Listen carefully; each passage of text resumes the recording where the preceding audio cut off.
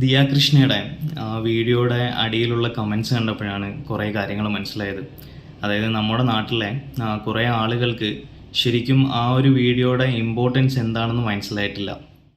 ശരിക്കും അത് വെറുതെ ഒരു വീഡിയോ ആയിട്ടല്ല അവരത് ചെയ്തിരിക്കുന്നത്. ആ ഒരു കമ്പാനിയൻഷിപ്പ് അല്ലെങ്കിൽ ബർത്ത് കമ്പാനിയൻ എന്ന് പറയുന്നൊരു മെസ്സേജാണ് ശരിക്കും അവർ ഡെലിവറി ചെയ്തിരിക്കുന്നത്. സോ അറിയാത്തവർക്കായിട്ട് പറയാം. സോ ഈ ഒരു ബർത്ത് കമ്പാനിയൻ എന്താണെന്ന് വെച്ച് കഴിഞ്ഞാൽ ഗവൺമെൻറ് ഓഫ് ഇന്ത്യ അല്ലെങ്കിൽ WHO റെക്കമെൻഡ് ചെയ്യുന്നൊരു സംഭവമാണത്. അതായത് ഡെലിവറീൻ്റെ സമയത്തും അതേപോലെ തന്നെ പ്രഗ്നൻസിയുടെ സമയത്തൊക്കെ നമുക്കൊരു ഇമോഷണൽ അതേപോലെ തന്നെ ഒരു ഫിസിക്കൽ സപ്പോർട്ടിന് വേണ്ടുന്ന ഒരാളെയാണ് നമ്മൾ ബർത്ത് കമ്പാനിയനായിട്ട് തിരഞ്ഞെടുക്കുന്നത്. സോ ആ ഒരാൾക്ക് നമ്മൾ ഡെലിവറീൻ്റെ സമയത്തും അത് അവർക്ക് ചൂസ് ചെയ്യാവുന്നതാണ് ആരെ വേണമെന്ന്. അവർക്ക് ഇമോഷണലി നല്ല രീതിയിൽ സപ്പോർട്ട് കൊടുക്കാൻ പറ്റുന്ന ഒരാളെയാണ് യൂഷ്വലി ഡെലിവറീൻ്റെ സമയത്ത് കൂടെ നിർത്തുന്നത്. ജസ്റ്റ് ഒന്ന് ചിന്തിച്ച് നോക്കുക. അതായത് ആ ഒരു കംപ്ലീറ്റ് സ്ട്രേഞ്ചേഴ്സ്, ഡോക്ടേഴ്സ് ആണെങ്കിലും സ്ട്രേഞ്ചർ ആയിരിക്കും, അതേപോലെ തന്നെ നഴ്സസ്, കുറേ ആളുകളുടെ ഇടയ്ക്കാണ് ഈ ഡെലിവറി നടക്കുന്നത്. അപ്പം നമുക്ക് അറിയാവുന്ന അതേപോലെ തന്നെ നമുക്ക് ഇഷ്ടപ്പെടുന്ന ഒരാളെ നമ്മളുടെ കൂടെ നിർത്തുന്നതിനെയാണ് നമ്മൾ ആ ഒരു ബർത്ത് കമ്പാനിയൻ എന്നുകൊണ്ട് ഉദ്ദേശിക്കുന്നത്.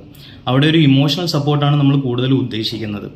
അതേപോലെ തന്നെ അവരെ സഹായിക്കുകയും അവർക്ക് വേണ്ടുന്നുള്ള പ്രചോദനങ്ങൾ കൊടുക്കുകയും ചെയ്യുന്ന ഒരാളായിരിക്കണം ഈ ബർത്ത് കമ്പാനിയൻ എന്ന് പറയുന്നത്.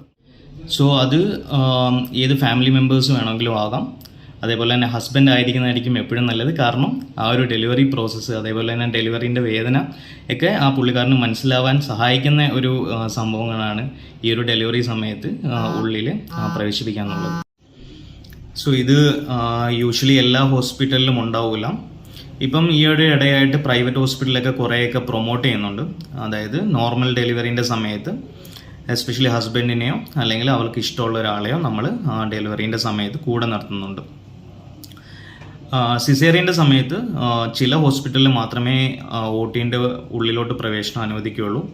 എല്ലാ ഹോസ്പിറ്റലിലും OTൻ്റെ ഉള്ളിലോട്ട് പ്രവേശിപ്പിക്കാറില്ല. പക്ഷേ ഈ ഒരു നോർമൽ ഡെലിവറീൻ്റെ സമയത്ത് മിക്ക ഹോസ്പിറ്റലിലും ഇങ്ങനെ പ്രവേശിപ്പിക്കുന്നതാണ്.